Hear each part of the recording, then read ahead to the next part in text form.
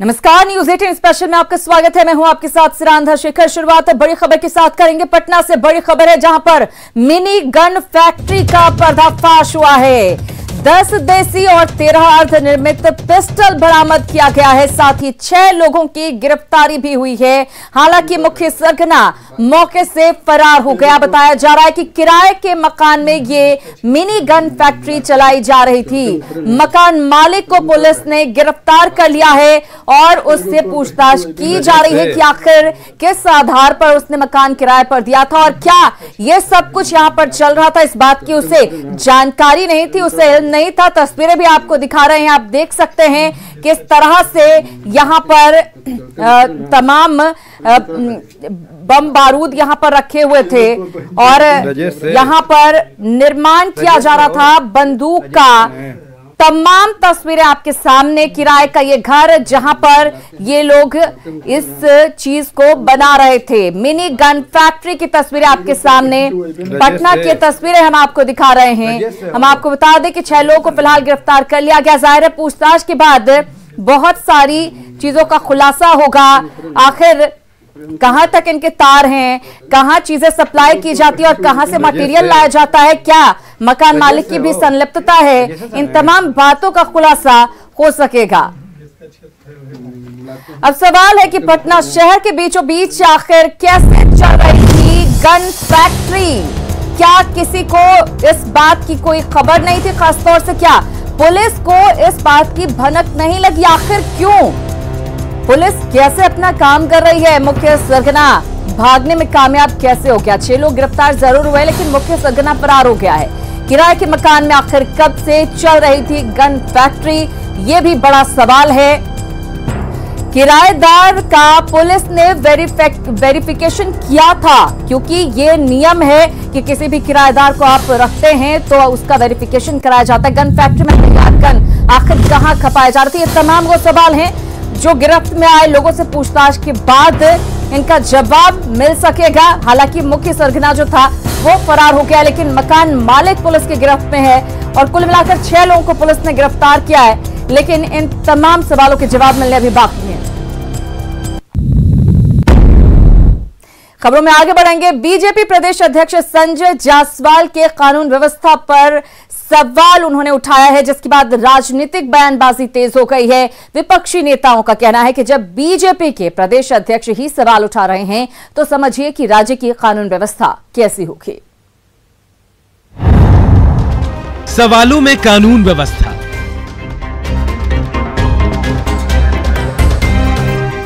और यह सवाल किसी विपक्षी ने नहीं, सत्ताधारी बीजेपी के प्रदेश अध्यक्ष संजय जायसवाल ने उठाया है। अपने फेसबुक पोस्ट पर संजय जायसवाल ने 3 घटनाओं का जिक्र करते हुए लिखा कि वो स्वयं डीजीपी से मिलकर पूर्वी चंपारण में कानून व्यवस्था के हालात पर बात करेंगे। संजय जायसवाल ने लिखा, कानून व्यवस्था की बिगड़ती हालात से लोग गुस्से में हैं और जगह जगह जनप्रतिनिधियों का रास्ता रोककर विरोध प्रदर्शन कर रहे हैं।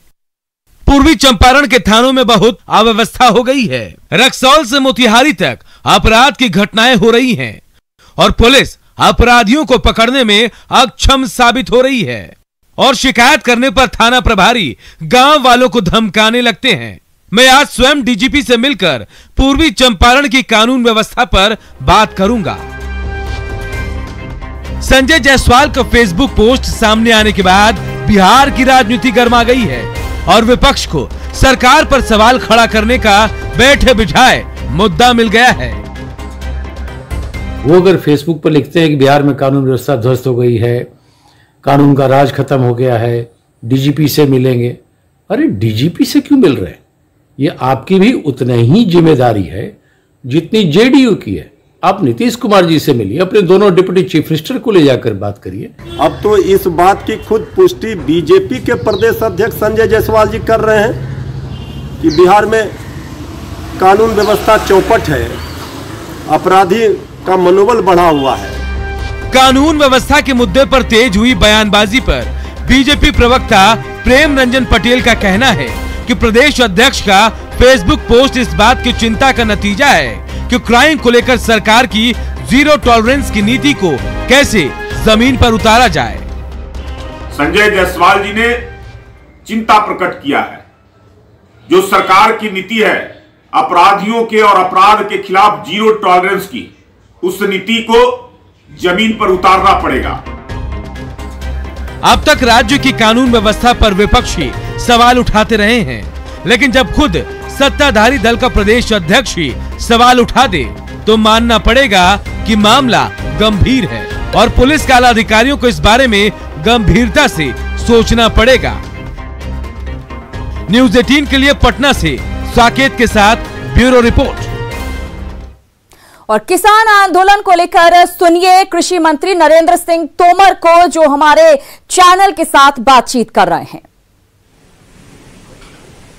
देखिए, दरअसल क्या है कि थोड़ा थोड़ा हिस्सा तो कभी भी जुड़ जाता है, लेकिन मुख्य रूप से पंजाब की जत्थेबंदियां ज़्यादा हैं इसमें, कुछ मात्रा में हरियाणा के लोग हैं, बाकी थोड़ा थोड़ा सब जगह से लोग आते जाते रहते हैं। लेकिन किसान माने किसान है, सरकार तो किसान के लिए तो किसान सब बराबर ही हैं और किसानों की जो समस्या है उसका निराकरण होनी चाहिए। उसके लिए भारत सरकार पहले भी प्रतिबद्ध थी, आज भी प्रतिबद्ध है और हम लगातार वार्ता में है और मुझे लगता है समाधान निकालने में हम लोग अग्रसर होंगे। तो कमीशन एजेंट्स का ये प्रोटेस्ट है क्या कि जिनको फिक्र हो गई है कि जो वो बिचौलिए का काम करते थे वो शायद अब नहीं कर पाएंगे क्योंकि ये ओपन मार्केट हो जाएगा, किसान जो हैं, जो छोटे किसान हैं, वो डायरेक्टली खरीदारी कर सकेंगे, ट्रेड फ्री होगा, चॉइस ज्यादा होगा। मैं ये आपको ये कहना चाहता हूँ कि जब किसान यूनियन से बात चल रही है तो मैं ऐसा मानता हूँ ये किसानों का आंदोलन है और हम लोग किसानों के प्रतिनिधियों से चर्चा कर रहे हैं और वो किसान की समस्याओं पर ही हम लोगों से चर्चा कर रहे हैं, मंडी पर चर्चा कर रहे हैं, पराली पर चर्चा कर रहे हैं और जो उनकी भ्रांतियाँ हैं उन विषयों पर चर्चा कर रहे हैं। तो हम इनको किसानों की दृष्टि से ही देखते हैं। ये भी किसान कहते हैं कि अगर ये लॉज लाने से पहले अगर सरकार के रिप्रेजेंटेटिव्स या सरकार खुद उनसे बात करती तो शायद ये गतिरोध नहीं होता, ये प्रोटेस्ट शायद नहीं होते। नहीं मारिया, ये दरअसल क्या है, बातचीत करने की एक प्रक्रिया है। वो प्रक्रिया विभिन्न समयों पर, चाहे स्वामीनाथन साहब हों, चाहे नेशनल फार्मर कमीशन हो, सभी लोगों ने समय समय पर अपनाई है, बातचीत की है, राज्यों के सचिवों से भी बातचीत हुई है। उसके बाद ये कानून आए हैं, कानून अच्छी नीयत से लाए गए, लेकिन फिर भी किसानों के मन में अगर कोई भ्रम है तो हम उस भ्रम को जरूर दूर करेंगे और उस पर जो विषय चिन्हित किए गए उस पर सरकार विचार कर रही है। तो क्या आप अभी इस स्टेज में, क्योंकि कल एक बैठक होनी है, तो मैं साहब आप ये कहेंगे कि there is no question of roll back, जो ये कानून है वो रहेंगे और उसी पर बातचीत होगी, थोड़ा टिंकरिंग होगा, थोड़ा एग्जीक्यूटिव ऑर्डर ला करके आप किसानों को जो उनके परेशानियां हैं वो दूर करेंगे? तो स्वाभाविक रूप से कल जब बैठक होगी तो जिन मुद्दों को चिन्हित किया गया है उन विषयों पर बातचीत होगी और हमारी ईमानदार कोशिश होगी कि किसानों के जो रिजर्वेशंस हैं उनका समाधान सरकार कानून की परिधि में रहकर करे। कई किसान यूनियन पराली के मसले में भी उनको शंका है, उनको डाउट है कि क्या इंटेंशन है। क्या आप इन मुद्दों पर भी बातचीत कर रहे हैं?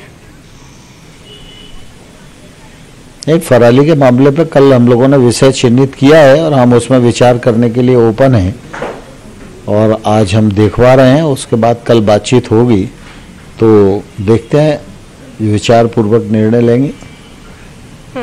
ये भी देखने में आ रहा है कि किसानों के तरफ से करीब 30 यूनियन आपके साथ बैठक में शामिल हो रहे हैं, तो क्या उनमें मुद्दों को लेकर एकजुटता है या आपको लगता है कि ये अलग अलग नेता हैं? नहीं, वो यूनियंस तो अलग अलग हैं लेकिन उनने संयुक्त मोर्चा बनाया हुआ है और जितना यूनियंस के लोगों ने हमें बताया उन सारे लोगों से हम एक साथ ही बात करते हैं। किन किन राज्यों के किसानों से सरकार इन बैठकों में बात कर रही है? अभी मैक्सिमम लोग पंजाब के हैं, बाकी एक दो तीन प्रतिनिधि और राज्यों के भी हैं, लेकिन मैक्सिमम जो संख्या है वो पंजाब के प्रतिनिधियों की है। बाकी कुछ उत्तर प्रदेश से हैं, कुछ मध्य प्रदेश से हैं, इस प्रकार से और दो तीन संगठन हैं। तोमर साहब, फिर अगर ये ज्यादातर किसान यूनियन पंजाब के हैं तो ये ज्यादातर ऑपोजिशन जो है ये लेजिस्लेशन का पंजाब से ही क्यों आ रहा है? नहीं, दरअसल पंजाब के किसानों के मन में अगर कोई भ्रम है तो हमारी जवाबदारी है कि उस भ्रम को हम दूर करें और उसके लिए जो कार्रवाई आवश्यक है वो कार्रवाई करें। आपने कहा कि भारत सरकार तो देश भर का एक ही है ना हमारे लिए जी, तो ये पॉलिटिक्स नहीं है। देश भर का किसान हमारे लिए किसान ही है और हमारी कोशिश रहती है कि जो कुछ किया जाए वो किसानों के हित में किया जाए और उनकी प्रगति के लिए और समृद्धि के लिए किया जाए।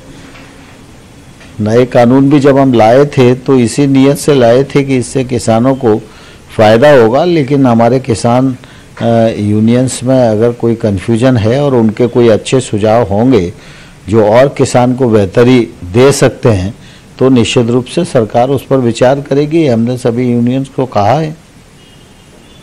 तो ये विचार और विमर्श क्या लंबा चलेगा?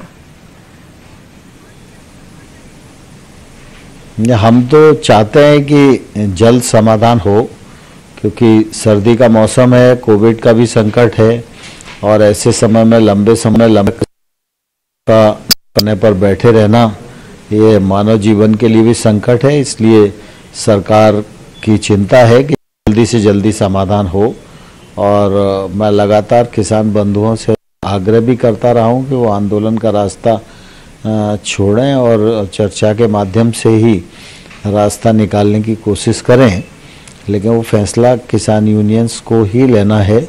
लेकिन हमारी कोशिश है कि जल्दी से जल्दी सहमति का रास्ता बने और आंदोलन स्थगित हो, समाप्त हो, जिससे कि दिल्ली के और आसपास के नागरिकों को जो कठिनाई हो रही है उस कठिनाई से भी लोगों को निजात मिल सके। लेकिन किसान का कहना है कि वो आंदोलन भी करेंगे और आपसे बातचीत भी जारी रखेंगे। नहीं, वो ठीक है, वो फैसला किसान यूनियन को करना है। हमारा काम है उनसे चर्चा करना और चर्चा के माध्यम से समाधान निकालना। वो हम अपने दायित्व को निर्वहन कर रहे हैं, सभी लोग मिलकर कोशिश कर रहे हैं, बातचीत कर रहे हैं, संवाद कर रहे हैं। क्या ये संवाद का दौर पहले हो सकता था, प्रोटेस्ट से पहले? प्रोटेस्ट से पहले भी बातचीत हुई थी, लेकिन प्रोटेस्ट करेंगे ऐसा कार्यक्रम उनका पहले से ही तय था, उसका बातचीत से कोई संबंध नहीं था। इसलिए ये प्रोटेस्ट हुआ, हम लोगों ने उससे पहले भी बातचीत की थी और उसी समय हम लोगों ने इस प्रोटेस्ट से पहले भी अगली तारीख 3 दिसंबर की तय कर दी थी कि भाई अब बातचीत 3 दिसंबर को होगी। और फिर उसके बाद जब ये लगा कि भाई 3 दिसंबर में टाइम है तो फिर हम लोगों ने 1 दिसंबर को कहा, उन्होंने 1 दिसंबर स्वीकार किया तो 1 दिसंबर को भी बात की, फिर 3 को भी बात की और कल भी बात करेंगे। इस बीच इस आंदोलन के कारण फल सब्जियों के दाम भी बढ़ने लगे हैं। क्या सरकार उसको भी देख रही है कि कैसे वो कंट्रोल किया जाए, इन्फ्लेशन नहीं बढ़े? नहीं, मैंने कहा ना कि कुल मिला के हम समाधान का रास्ता जल्दी निकालने की कोशिश कर रहे हैं, जिससे और नागरिकों को जो कठिनाई हो रही है उस कठिनाई का निराकरण हो सके और नया रास्ता बन सके। तोमर साहब, क्योंकि किसान अपने ये उन्होंने साफ तौर पे कह दिया है कि रोल बैक ही सोल्यूशन है। वो चाहते हैं कि ये लॉज जो है उसको स्क्रैप किया जाए और आपका कहना है कि मिडिल पाथ निकाला जाए। ये मिडिल पाथ क्या होगा? देखिए, कल बात होगी, तब कल बातचीत का क्रम कैसे आगे बढ़ता है तब। बड़ी खबर आपको दे रहे हैं किसानों के आंदोलन पर कृषि मंत्री का बड़ा बयान सामने आया है। बातचीत की प्रक्रिया के तहत हल निकाला जाएगा, कानून की परिधि में रहकर समाधान खोजा जाएगा। कल चयनित विषय पर बातचीत होगी। हम आपको बता दें कई दौर की बातचीत हो चुकी है, कल एक और दौर की बातचीत होने वाली है। किसानों के आंदोलन पर कृषि मंत्री का बड़ा बयान। न्यूज 18 के साथ बातचीत करते हुए उन्होंने कहा बातचीत की प्रक्रिया के तहत ही इस मामले का समाधान निकाला जाएगा, हल निकाला जाएगा। किसानों के मन में किसी प्रकार का भ्रम है तो उसे सुनेंगे और उसको जरूर दूर करेंगे। कानून की परिधि में रहकर समाधान होगा। कुछ पलों का इंतजार कीजिए, फौरन लौट रहे हैं कुछ और खबरों के साथ। न्यूज 18 स्पेशल में एक बार फिर से आपका स्वागत है। बात मंत्री जी के विवादित बोल की, जहां नीतीश सरकार की मंत्री शीला मंडल का विवादित बयान सामने आया है। वीर कुंवर सिंह को लेकर मंत्री ने विवादित बयान दिया है। मंत्री ने कहा कि एक हाथ कटा तो वाहवाही हो गई, जबकि शहीद रामफल मंडल को सम्मान नहीं मिला। जो वीर कुंवर सिंह हैं, जो राजपूतों के देख रहे हैं, उनका हाथ कटा तो उतना वाहवाही हो गया जो हर किताब बच्चा बच्चा जानता है। लेकिन हमारे जो शहीद हुए, अपने जान की बलि दे दिए, उनके लिए जितना होना चाहिए सम्मान पूरे देश को देना चाहिए उतना नहीं मिला है। और आज हम आपको वचन देते हैं कि हम जब तक रहेंगे इस कार्य में तब तक हम इनके लिए कुछ करेंगे। और शहीदों के लिए जो घर नहीं है, यहाँ देख करके हमें बहुत दुख हो रहा है, तो इसके लिए हम पूरा प्रयास ही नहीं, और हम चाहेंगे कि इनके लिए घर बने, उनके परिवार को एक छत्र छाया के रूप में अच्छा घर मिले। इनका भी हक अधिकार है। तो मंत्री जी का यह बयान आपने सुना, विवादित बयान जो अपने क्षेत्र में पहुंची उस वक्त दिया था। इसी के साथ इस बुलेटिन में इतना है, लेकिन न्यूज 18 बिहार झारखंड पर खबरों का सिलसिला लगातार जारी है।